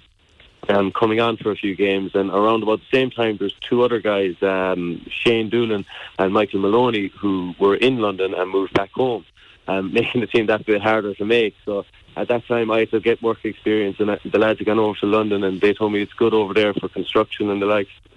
So I went over after that, but watching how well they're doing now, it's really good to see, and I wish them all the best of luck there on St. Patrick's Day in a few weeks. Yeah, that's a big one, and of course that'll be covered live by Radio Kerry. Conor, the commitment, what's your actually target for the season? I know you're going out trying to win every game, but is it to keep that status in the league? For us, I think it's 3 wins. That's what we're looking for in the league. That's a point that we set out at the start, that we would look like to get 3 wins in the league. No London team has ever gotten 3 wins in the league before, so that's what we're aiming for. And Matthew, I suppose the big thing as well coming up, the league now is the foundation or the build up to the championship. You'll be looking at that first round of the championship. Yeah, we've got a handy enough shot in the championship fair. We've Galway home in the first round, so it's not a bad shot, I guess. But I actually saw there at the weekend that the Dublin are getting two of their games in Croke Park this year. So that's not really fair enough now. When we win Conor, we'd have to go up to Croke Park to play Dublin, so that'd be a bit of a handicap to us, alright, to be fair. Yeah, I take it a lot of players and a lot of counties are aggrieved with that decision, that Dublin giving them that momentum and that home game, that for ye, especially with how far you have to travel, you feel fairly aggrieved with that. Yeah, to be fair, they're probably the best team in the country the last couple of years. So you feel like they don't need any more of advantage over other teams, so you'd be wondering why the I know they said it was for the money and for the revenue, but they're making plenty of money these days. Yeah, definitely. So Conor, you look at the division, you say you have a target to win 3 games. Is there many, you look at the players you have, how many other counties are represented on that London team? That's a good question, I suppose. To be fair to Kieran Deely, he's trying to bring as many London-born players as he can. So the team is quite filled up with London-born players at the moment. But I suppose we got there's Kerry, Sligo, there's a guy from Cork, there's a couple of guys from Tyrone, and I think Down as well also, and Mayo, and I think one man from Roscommon as well, if I'm not mistaken, and there's guys from all over. To be fair, I'd say there must be at least 10 counties covered, I'd say, between the lot of them. And we know how Dr. Off the top of my head. We know how Dr. Crokes play here. If they get ahead of a team, they play possession football and brilliantly executed by them. Do you try to incorporate any of that Crokes style of football into with the management, or work on the management with it? Well, I don't implement it myself. The tactics that we played is usually kind of comes down through to us from the management, and we try and just stick with the plan that's laid out for us. But of course, that's incorporated. I think all teams, if they got the lead, it's all about winning at the end of the day. So if you have the lead, you just try and protect it. But at the moment, we're really trying to just go after and get that lead. And once we have that lead, maybe try and push on and hold possession when we're if we're up against it, and just to see out the win. Whatever it takes to win really is kind of what we're trying to get through to. Matthew, you talk about the London-born lads. What's the skill level like with these guys? I'm actually very impressed with them, because there's 2 lads on even my club team here at Tyrconnell. We've Killian Butler and Liam Gavin, and they wouldn't pick them out as being London-born, because I think they've been training since they were 6-7 years of age, and top class. I think Liam Gavin's probably one of the most accurate footballers I've ever seen. So yeah, for the majority of them, it's the same at home, because they've played since they're young fellas as well. And would you get the same commitment in from these players as you would from Irish-born players? It's probably more because they're playing for their home county, like London, whereas we're only blowing coming here, and it's probably their parish over here, so yeah, it seems like they're putting it all in line there for their county, so yeah, it's probably more than the other fellas you're playing. Conor, do they appreciate the value of the GA, the value, I suppose, to the Irish-born players? Do the London-based players or the London-born players appreciate the value that you have on the GA? 100%. If you look at the English-born players that are, or the London-born players that are staying, they're very much involved with their clubs. They're very much about the GAA kind of lifestyle and ethos. So they understand that when we come over, we're looking for a community. We're looking for friendships and kind of experiences, and obviously to play sports and win and everything that is to do with the GAA. So I think they really get it, because they see when we come over how much we enjoy it, and and to be fair to them, they're involved in it just as much as we are, even more so at sometimes. So I think they understand it very well. And Conor, do you have big attendances at the games, your home games? To be honest, this year now, I'd say the attendances for the league games have definitely been up on previous years. A lot of that would be to do with the new stadium put in there in Ruislip, because it's covered now, it's sheltered, so on a rainy day at least you can get in underneath the shelter and watch the game. But I think a bit more of a buzz is getting about it, So they're definitely on the rise now. There won't be massive groups, but I think just across Division 4 in general. I mean, we were out in Antrim last weekend, and it wasn't a massive attendance. And I think it's probably something that needs to be promoted more throughout the GA, so that we get more people attending, get a bit more buzz going, and it's good for the players. Motivates us to keep going. But it's definitely on the rise in London. I mean, the last league game we played, I thought there was a decent enough crowd there compared to other years I've seen. It was quite bleak, but it's definitely on the rise. Matthew, how do you explain your place of work that you're going off and you're training for this? It's a native game, or Irish games, the game of football, and you're going off and you're representing your county. Have they any knowledge, or do they know anything about it, or what are they like when you try and explain it to them? I get a couple of weird looks when I say after training, because most evenings I might leave work about half an hour earlier, and they're like, "Oh, you're off training and stuff," and they think like, "Are you professional or what?" And I'm like, unfortunately not, no, but they're not too sure about it. I show them a couple of YouTube clips and stuff, but it's enough to explain to them when I'm away the weekend, like for me Monday morning, they're like, thinking I've been on the sessions for the weekend, like no, I'm just getting tired from travelling and flying and stuff, so they're not too sure what I do at weekends and stuff like that. And no different to here as well, Matthew, that you are afraid of injury, you need your job over, and trying to explain that. You were playing a Gaelic football game the weekend, you have an injury, so you would be very aware of that as well. Yeah, it's not too bad, because as I said, my boss is actually from Limerick, so... you get away with it, so... Yeah, he's... Well, I got to do there Saturday, because we lost Limerick in the first game, but... other than that, though, he's the captain there. Oh, great, yeah, it's a bit of understanding there. Conor, for Irish lads moving over to London, what would you be saying to them about the clubs that you're involved in? I take it they'll take Irish guys with open arms, and especially if if you're from Kerry, they will be probably the most talented guy in the team anyway.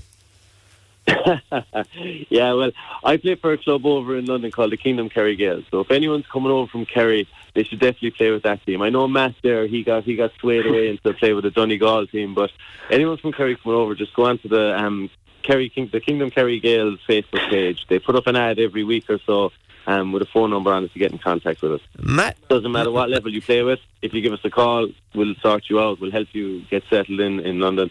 So just give us a shout on that.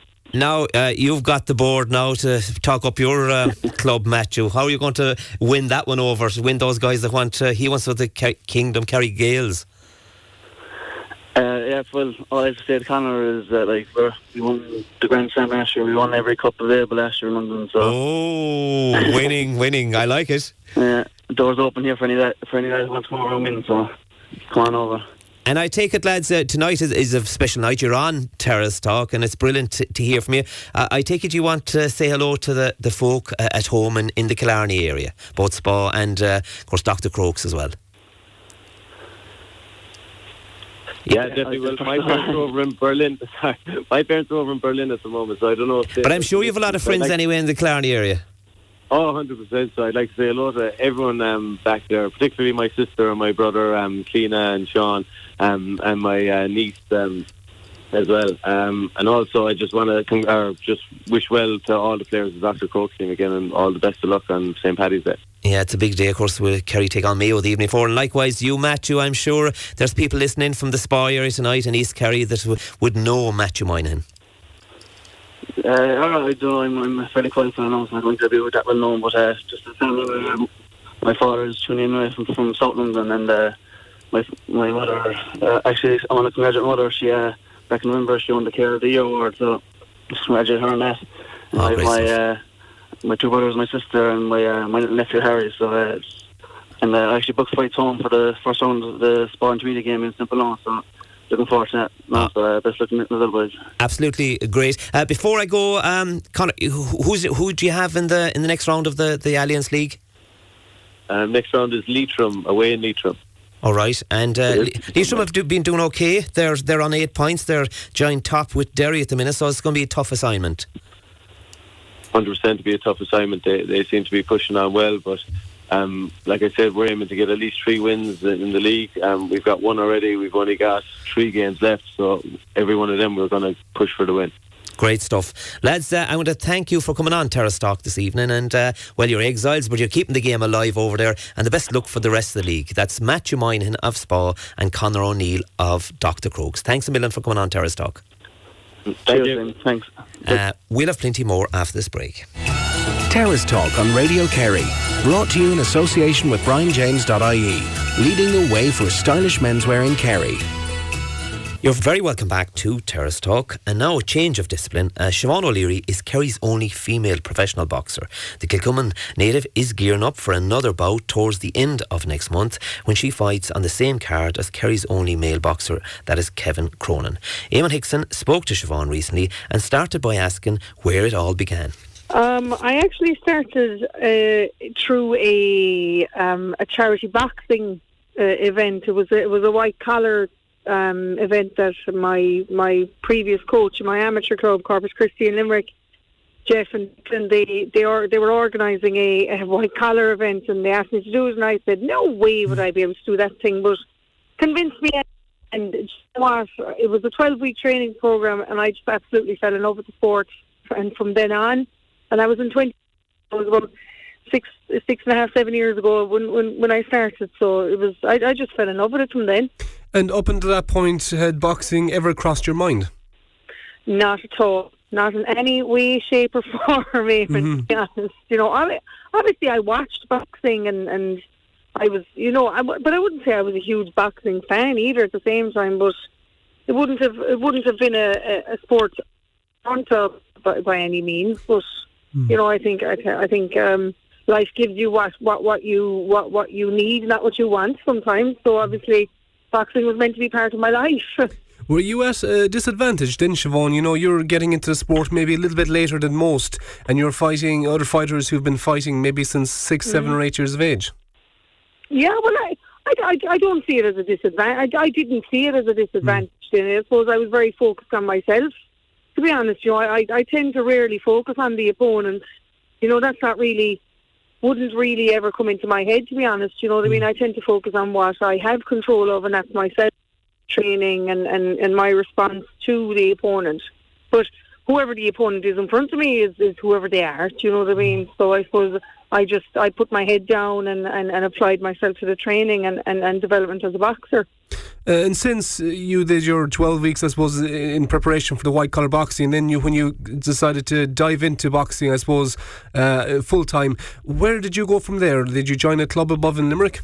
Yeah, I joined Corpus Christi. It's based in my Ross in Limerick, and I stayed there up until I turned professional.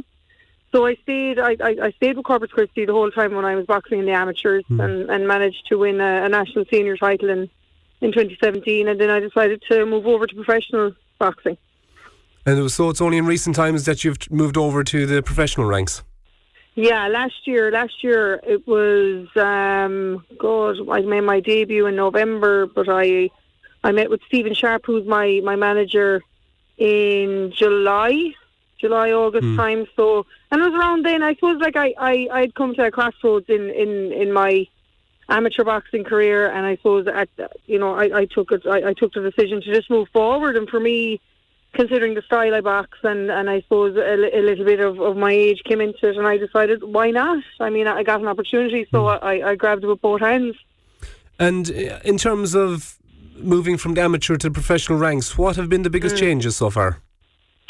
I suppose it's just the style of boxing for me that's and still I suppose still learning you know, around applying different styles and things like that. So I suppose amateur boxing is very quick. It's you know, it's a very kind of quick game. You're up on your toes a lot, you're moving a lot, and I guess with pro boxing, it's not that it's slower. It's just, I suppose it's more. I don't know what way to describe it, really. I suppose it is I wouldn't say it was slower, but I suppose it's a lot more to do with strength and power and things like that. So I suppose that was the major difference. And obviously, in pro boxing, you don't have any headgear, and obviously the gloves are a little bit smaller. The gloves you actually fight the gloves you wear when you fight are a little bit smaller than in amateur. What pound gloves do you wear for the boxing, for pro boxing? So in a fight, in a professional boxing fight, for my weight, I wear 10-ounce gloves, or 8-ounce gloves. And what divisions are you fighting in at the moment? Super featherweight. And in terms of, for our listeners, what weight is that? That would be 59 kilos. And so just about nine a bit stone. 9 a bit stone. And what is the pro boxing scene like? Not just in Limerick, but all over Ireland. Is it well developed, or what state do you think it's in? I to be honest, I think it's really, really developing. I mean, I was just part of a press conference last Friday where for Boxing Ireland Promotions and another promotional outfit called Assassin. There was a show announced that's going to happen on March 30th called Clash of the Titans, and that's going to be TG Carr. And I mean, for that to happen, it's a culmination of all the hard work that a lot of people have been doing, in the pro boxing scene in Ireland. So, I mean, I think it's getting there. I think we still have a bit to go. I think women's boxing is developing really well. We've some amazing role models both in professional women's boxing and amateur boxing, but I think boxing is still a growing sport. It's still a minority sport. It isn't something that people would necessarily think first of when they're thinking of to get into a sport. But I think we're getting there. I think TG Carr have definitely stepped out of their own comfort zone and really taken a brave step toward, bringing boxing to the public, and it's great. It really is great because it's a brilliant sport, and I would really recommend anyone to try it, even just try it and see how you get on. And I know I kind of touched on this earlier, but I suppose a lot of people think that maybe it's a bit like in boxing, you should be starting at a young age. But what age were you in 2009, if you don't mind me asking, when you decided to take it up? In 2009, how long ago was that? I'm giving away my age now. 10 years ago. 10 years ago would have been 26. So yeah, so I was very late getting to it. I was, and I suppose that was it. But it never came into my mind as well, Eamon. To be honest, I mean, age to me, if you're going to put a limit on yourself, you're doing that to yourself. Do you know what I mean? If you're going to allow your capability or your age or whatever to limit you, that's you choosing to do that. And I suppose I haven't allowed my age to limit me in my boxing, and it hasn't. Do you know what I mean? I think partly, there's a disadvantage, but partly there's also an advantage. So I mean, it all depends on how you think of it, really, and how you perceive that. So. And Siobhan, since you've turned pro, what has your weekly training regiment or schedule been like? So can you give us a typical week? So typical week, every day I train twice a day. I work full time as well. So I would get up quite early, and in the morning I go for a run. So that would be anywhere between 5 and 10k. And then I go to work. I work for 8 hours, and then in the evening I would do on a Monday and a Wednesday I travel to Dublin after work, and I train with Eddie Hyland, who is my pro boxing coach, and that's in SVG Tala in Dublin. And obviously during the week then there would be strength and conditioning sessions, there would be more boxing sessions, more technical sessions, but every week, I would train twice a day, 5 to 6 days a week, and then on Sunday I would take a rest day, to let the body recuperate. And I also have a massage therapist, and I suppose he does a lot of complementary therapies as well with me, and I see him every week as well. His name is Michael Nowak. So it's a busy week. It's a busy week because I work full time as well. Do you know what I mean? But I'm super motivated to do it. I'm not saying it isn't hard. It's really bloody hard, and it's tiring, and it's difficult sometimes. But getting into the car to drive to Dublin isn't tough. It isn't tough because I'm completely invested and I suppose committed to what I'm doing right now in the pro boxing. And later on tonight, when you're making that journey back down home again after maybe an hour or two of a training session, do you feel exhausted on the way down and having to get out of bed again tomorrow morning for another 5 or 10k run? Is it, or are you still feeling energetic when you think about it? To be honest now, Eamon, it just energises me. It really does. It energises me, and I'm, don't get me wrong, I have to be wrecked in the morning and I need my coffee, but I really do feel energised because I feel that every session I do with Eddie and every session I do, you know, with Noel inside in functional fitness in Limerick, and Mark Doyle out in the bodybuilding gym in Limerick, you know, every session I do with these guys and my training partner Graham McCormack, I'm energised, I'm motivated, I'm wanting to come back to the gym and learn even more, like, you know, so it's really enjoyable, to be honest, you know, but that's why for me my rest is important, and those are the days I switch off and I relax and things like that, you know, so that's important too for me as well, spend time with partner Maeve and go see family and things like that, you know. And Siobhan, looking to the future in terms of short-term goals, what are the plans over the next few months, maybe over the next year or two? Yeah, look, I mean, for me, I very much stay in the day, and my target right now is win number 2, you know, and that's going to happen on March 30th. So beat my opponent, you know, on March 30th, and then move on to the next target. That's what my target is. The long-term planning I will leave to Leonard Gunning, who is one of the co-promoters of Boxing Ireland promotions, and Stephen Sharp, my manager. You know, I'll leave those kind of plans to them, and they know what they're doing this side. My job is to box, and that's what I'll do. I'll box and I'll win and I'll move forward, and whatever they put in front of me, I'll deal with. And finally, I suppose, Siobhan, you're a Kilcummin woman, and there was a lot of celebrations, I suppose, over the past couple of weeks as well on the football field. There was a course, our lads did it. Our lads did it a couple of weeks ago, so I'm really proud. And you know what? I've 3 first cousins on the team: Christopher, Damien, and Gary, and they were brilliant. They were absolutely brilliant, and congrats to them again. Like I'm sure there's some celebrations going on down there. Yeah, absolutely great stuff there. Of course, Siobhan O'Leary, Kerry's only female professional boxer, speaking to our own producer here of Terrace Talk, Eamon Hickson. After this break, we'll be talking golf. Terrace Talk on Radio Kerry, brought to you in association with BrianJames.ie, leading the way for stylish menswear in Kerry. Indeed, you're very welcome back here to Terrace Talk. Just before I speak to our members of the Ballyhigh Golfing Club, I just want to get through a few comments. Good evening, Tim. First of all, well done to you and Ambrose on the great commentary yesterday. The Dublin and Galway games were not good for the heart. Here in Lixnaw now, where there's a nice crowd gathering to welcome Shane Conway and his UCC colleagues who lifted the Fitzgibbon Cup. Well done to all our county teams over the weekend, but a special mention to our minor camogie team on their successful first outing. That comes from Ristardo Ferran, Kerry Camogie PRO. Thank you for that. Tim, tell me what happened to our lovely gold jerseys. Well, I haven't seen them in a while. They're actually a nice jersey. Guys, could Valentia not amalgamate with Renard as they only have the bare 15?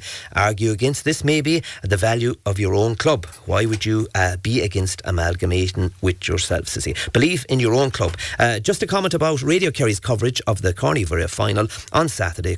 Commentary was fine, but Ambrose O'Donovan's input were totally biased. He couldn't see past the sim players, and full of praise for the A-team in balance. And that comes from Morris and Dingle. Ooh, I can't say anything against my colleague Ambrose. I'm sure he's pretty neutral, Ambrose, because he's from Guinea of Gwilla. Now we speak about golf, and I'm delighted to have in studio Denis O'Regan, who's the men's captain of Ballyhigh for 2019, Kathleen Harty even, the ladies captain for 2019, and Brendan Moriarty. I'll first go to you. You were the Millennium captain and you're still there. Tell me about Ballyhigh Golf Club. Well, Ballyhigh Golf Course was opened on the 18th of March 1996 by Dick Spring, the Taoiseach. We were very glad to get a good grant from the Minister of State of the time, who was Jim Deenahan. The founding members were Teddy Healy, who was very much involved in the development of Ballyhigh, Michael Dowling, local solicitor, John Casey, Anto Casey, and Eugene O'Sullivan. A lot of the work that was done in Ballyhigh Golf Course was done by John Hare, who died this year, and we're very grateful to John for doing all that work. Our first greenkeeper was Jack Lucid, and in the office was Mary O'Regan, James Broderick, and Pat Delan. The course was actually designed by Roger Jones, built by Frank O'Dowd, and it was on land leased from Jerry Halloran. It was 90 acres of castle. A lot of ground.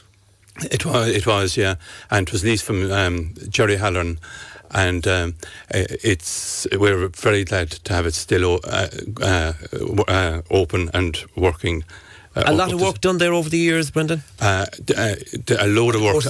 A load of work has been done. And in my opinion, Ballyhigh Golf Course is the best, hardest and most scenic golf course in Ireland. And if you can play Ballyhigh, you can play any place. And the powers that be rate these golf courses as well. How does Ballyhigh compare to the rest of the courses even in Kerry? Well, Ballyhigh has been rated even probably better than some of the best 18-hole golf courses around. We got it rated there recently, and it came in above Tralee and Ballybunnan. All right, that's a great selling point. Kathleen Harty, you're very welcome to Terrace Talk. When did you first get involved with I'm involved in it since day one, really, and very delighted to be in it. Wasn't a golfer when it opened, but I ventured and practiced and played away, loved it. Were you ever intimidated when you say a lot of ladies, they could start at different ages? Were you ever intimidated by taking on the game of golf? It's an individual thing. If you make mistakes, you'd say, will people be criticising me or laughing at me? What's it like for somebody to go into a golf course first day? Well, I suppose, yes, but then you think to yourself, sure, everybody has to learn.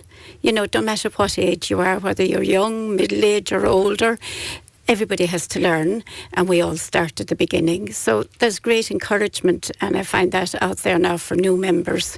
Great encouragement. There's always somebody there willing to go out with new members. And myself, I'm at the end of the line if anybody ever wants to go out and don't have, we have competitions every week. Twice a week we have Sunday and Thursday. We have 18 holes, and that varies from singles day preferred to it could be a bit of fun, maybe a waltz or a scramble or What was the appeal for you, Kathleen, that you were involved now with a nice few years? What's the appeal for you and the golf? Well, is it addictive in that way that you want to get out there? Oh, it is definitely very addictive. I know it takes a lot of time, 4 hours at least, and then you have to go for the cup of coffee, but it is very addictive, and you meet a lot of new ladies and gentlemen, of course, as well. They'd be there sitting beside two lovely gentlemen here beside me, which is great. And one of those, I'll come back to you in a second, one of those, he's most I suppose known for the round ball, Denis O'Regan, former Ballymac player, of course, and manager. You've done everything in football locally. What was the appeal for you and golf? Well, Tim, I suppose you come to an age where you have to look for something to do to get a buzz out of. I suppose I'm finished involved in football with the last 4 or 5 years, and a good friend of mine, James Dowd, took me for a game of golf to Ballyhigh. And wonderful course out there. And after a couple of games out there, at the time it was John and Marion were running the club, made me feel very welcome, like everyone does out there. And like I said to him, I got the golf bug. And what was the appeal for you first? You were going to try it anyway, but then straight away I take it that you wanted to play this game. Yeah, it looked, I suppose for me it was you challenge yourself every time you put a golf club in your hand, and for those who play golf will know it's a different challenge every day, every shot, every moment you're on the golf course. Would you have the hurler's grip? I have the hurler's grip, and I'm not ashamed of it. Yes, fellas, they'll be looking at me a bit funny up in the tee boxes sometimes, and they see this fella coming out and they'd be saying, what's he trying to do? But I have the hurler grip, yeah, and I suppose, is it too late for me to change? No. Will I change? No, I'm happy with the grip I have. And what, of course, you're men's captain for 2019, yeah. 2019. Yeah. Is that a heavy portfolio? It is. Look, I suppose you're involved. Your main job is to get all the competitions up and running, get your committee together, and organise all the in-club events for the year, and put the managers in place for all the team events during the year that Ballyhigh represent. So I take it there's a lot involved. Brendan, for you, have you been successful as competing against other golf players over the years, or golf clubs? Well, there's a lot of competitions, and people like to be involved in teams, and we've won a lot of competitions throughout the years. The Ballyhigh can be very competitive and a very tough team to come up against in a golf course. And you take it with the experience you get there playing on that golf course. You're ready to go to most courses in the country and compete at a high level. Oh, we have some very good golfers in Ballyheigue, and they're getting better. And the membership of Ballyheigue, is it a mix of youth and middle-aged people, or what way is it? Is there a good cross section? There's more men than women, really, about double the amount of men as opposed to women. But we have a huge membership, but we would like to encourage more people to join. Ballyheigue is a fine golf course, and it is a great outing for everybody, really. So especially Ballyheigue people and people in the surrounding areas. Kathleen, how can we get, he says there's more men than women. How can we get more ladies involved in Ballyheigue? We're trying everything we can. We'll even take, doesn't matter whether they're senior ladies, we have a special senior competition on a Tuesday morning, 11 o'clock. If anybody is interested, just come and cup of coffee and whatever, 9 holes. And younger... What are the obstacles in relation to getting the youth involved? Is there young people, I take it that you go out there and try and market the Ballyheigue Club. Tried umpteen. We've been to the schools about a year or so ago, and we didn't get any take. We're going to try again now this year, and maybe visit the schools. What do you think is the main obstacle for it? I think really people are afraid that it's too expensive. But I mean, Ballyheigue isn't expensive, you know. I would think myself it is mostly. And then a lot of the youngsters, they're playing basketball and they're doing the badminton, and that's all done through the school. So it's hard enough to get the youngsters up there then. Dennis, why should someone play golf? Like you said, you came into an age when you were finished on the footballing side and what have you. But why should people get into golf? Well, what does it do for a person? I suppose, Tim, since I've joined there, you know, I have met an awful lot of friends, people that I would never have met since I joined Ballyheigue. And again, look, people, if you need to challenge yourself in everyday life, like it brings you, you'll enjoy the game of golf, and you'll particularly enjoy it in Ballyheigue because it's a very challenging course, and the people are very friendly out there as well, and they'll make you feel very, very welcome out there. And Kathleen, the same, I take it you'd say the same thing, that the enjoyment part of it, both for individual and you meet people as well. Yes. I take it, Brendan, there's an open day coming up? There's an open day coming up. Dennis would know more about that now. Tim, there's an open day coming up on the 9th of March from 10:30 to 12:30, and we're looking for new members, ladies and men, and doesn't matter what age, you'll be made feel very welcome. We'll take you out on the course. We'll come team member for the day, for the morning, and you'll get a free game of golf and a cup of coffee and a cup of tea with Timmy Kinney and family, their host there for the day. And we're looking forward to any new members out there. We really appeal for anyone, any age group who sport, non-sport, are involved in anything. We're looking for new members out there, and it's very reasonable to join them as well. And that's what it is. I suppose a lot of people, the concept of golf maybe that it might be too expensive, but it is affordable. No, it's very affordable. If you break it down per hour, I think in Ballyheigue, if you play once a week out there, it costs 70 cents an hour, I think, like that. So I mean, that's fairly affordable for everyone. Yeah, definitely so, and the best luck with that open day. Thanks, Tim. And thanks a million, Brendan Moriarty, of course, we call you the Millennium Captain. Likewise, Kathleen Harty, the Ladies Captain for 2019, and Denis O'Regan, of course, the Men's Captain for 2019. Thanks a million for coming into Terrace Talk tonight. Thank you, Tim. It's been a very busy show, and thanks to everybody who contributed tonight. And, well, we look forward to next week as well. Moynihan and Kerry in Killarney will be covering that live on Sunday. But before that, on Saturday at Austin Stack Park, of course, the replay between Pobbleskull, Corkagreena and the Sim. That'll be an interesting game. Hopefully it'll take on a new life. I want to thank Matthew Green, who's on sound tonight. Likewise, the man from Monaskal. He looks fit. He's ready for the County League, Eamon Hickson. Until next time, this is Tim Moynihan saying goodbye.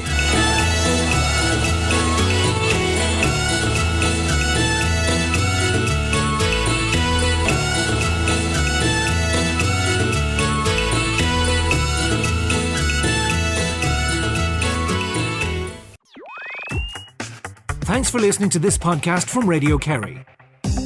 For more, go to radiokerry.ie/podcasts or search iTunes using the keyword Radio Kerry.